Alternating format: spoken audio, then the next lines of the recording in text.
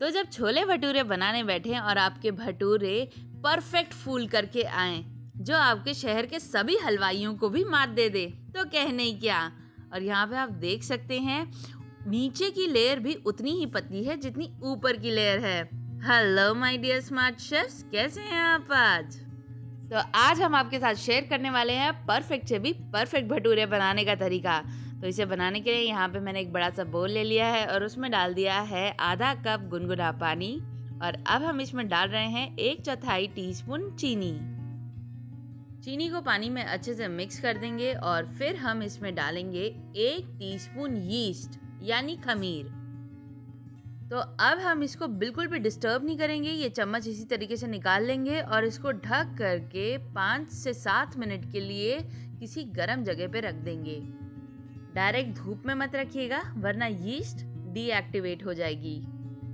तो यहाँ पे मैं इस्तेमाल कर रही हूँ एक्टिव ड्राई यीस्ट का और ये आपको किसी भी दुकान पे बहुत ही आसानी से मिल जाएगी और ये काफ़ी सस्ती होती है। एक बॉटल इसकी 25 रुपए की मिलती है। तो 7 मिनट बाद यीस्ट अच्छे से एक्टिवेट हो गई है, ब्लूम हो गई है। तो अब हम इसको चम्मच से इस तरीके से मिला देंगे और फिर हम इसमें डालेंगे 250 ग्राम मैदा। तो मैदे को नापने का सिंपल सा ट्रिक है मेरे पास। जो आधा किलो वाला जो पैकेट आता है, मैं उसको लगभग अंदाजे से आधा कर लेती हूँ, तो उससे मुझे पता चल जाता है कि ये 250 ग्राम ही है। तो अब हम इसमें थोड़ा थोड़ा पानी कर इसका सॉफ्ट आटा लगा करके तैयार करेंगे। अब हम इसमें करीबन 1.5 टेबल स्पून सूजी डाल देंगे। तो सूजी डालने का कंसेप्ट ये है कि जब हम भटूरे बनाते हैं और वो फूलते हैं, तो सूजी डालने से ये प्लेट तक जाते जाते भी फूले हुए ही रहते हैं।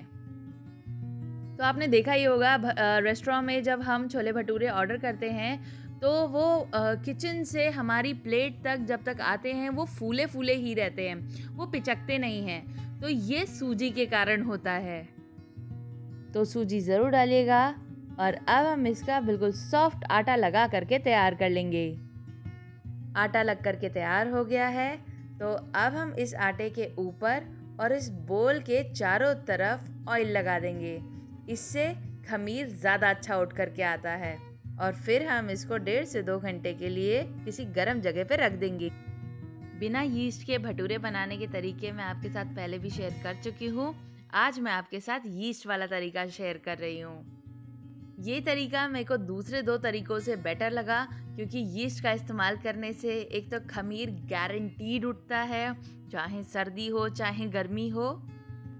दूसरा रीज़न ये है कि कई बार हम मैदा लगाना भूल जाते हैं भटूरे के लिए और फिर हमें छोले के साथ या तो चावल खाने पड़ते हैं या फिर रोटी से काम चलाना पड़ता है।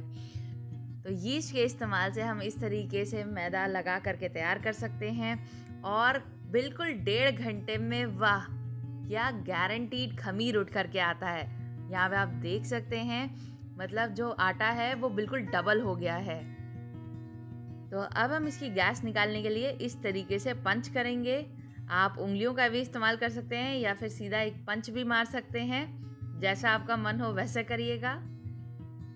तो अब हम इसको इस तरीके से 2 से 3 मिनट तक गूंथ लेंगे। वैसे तो आप इसको नॉर्मली इसी तरीके से गूंथ सकते हैं, मगर सही तरीका ये है कि आप इसको किसी सरफेस पे निकाल लें और इसको स्ट्रेच एंड फोल्ड टेक्निक से गूंथें। ये देखिए बिल्कुल इसी तरीके से स्ट्रेच करेंगे और फोल्ड कर देंगे, स्ट्रेच करेंगे और फोल्ड कर देंगे। बिल्कुल भी मेहनत नहीं लगती है, बहुत ही आसान तरीका है और ऐसा करने से आपके जो भटूरे हैं वो बिल्कुल सॉफ्ट और लचीले बनते हैं। तो इस तरीके से हम आटे को 2 मिनट के लिए गूंथ लेंगे और वापस से इसको बोल में रख देंगे और फिर हम भटूरे बनाना स्टार्ट करते हैं। तो भटूरे को बनाने के लिए हमने एक छोटी सी कटोरी में थोड़ा सा ऑयल ले लिया है। वैसे तो भटूरे या पूड़ी बनाने के लिए आप सूखे मैदे या आटे का भी इस्तेमाल कर सकते हैं, मगर मैं सजेस्ट करूँगी कि आप ऑयल का ही इस्तेमाल करें। ऐसा करने से जो सूखा आटा होता है वो तेल में जाके जलता नहीं है और भटूरों के ऊपर चिपकता नहीं है। तो यहाँ पे जैसे कि आपने देखा, हमने यहाँ पे एक बड़े नींबू के साइज़ का आटा ले लिया है और चकले और बेलन पे दोनों ही चीज़ों पे ऑयल लगा दिया है। और अब हम किनारों की तरफ से दबाव देते हुए भटूरे को बेल लेंगे। भटूरों को आप गोल भी बना सकते हैं या फिर इस तरीके से लंबा लंबा भी बेल सकते हैं। तो ये बिल करके तैयार हो गया है, तो चलते हैं इसको फ्राई करने के लिए। तो इसे फ्राई करने के लिए हमने कढ़ाई में थोड़ा सा ऑयल ले लिया है और उसको मीडियम गरम कर लिया है, बहुत ज़्यादा हाई पे गरम मत करिएगा। और फिर हम इसमें एक एक करके भटूरा डालना स्टार्ट कर देंगे और कड़छी से इस तरीके से दबाते हुए भटूरों को फुलाएंगे। और वाह, क्या सुनहरा सिक करके आया है। अगर आप इसको बीच में से ज़्यादा पतला कर देंगे बेलते समय तो ये अच्छे से फूलेगा नहीं, इसलिए मैं बोल रही थी कि इसको किनारों की तरफ से दबाव देते हुए बेलना है। तो मानते हो ना, आपके फेवरेट हलवाई से भी बेटर बने हैं हमारे भटूरे, क्योंकि इन्हें हमने अपने हाथों से अपने घर में ही बनाया है। उम्मीद है आपको मेरी आज की ये लाजवाब सी रेसिपी पसंद आई होगी। अभी के लिए विदा लेते हैं, मिलते हैं मंडे वेडनेसडे और थर्सडे को सुबह 9 बजे। तब तक के लिए घर का खाएं, अच्छा खाएं, स्टे हेल्दी एंड एंजॉय।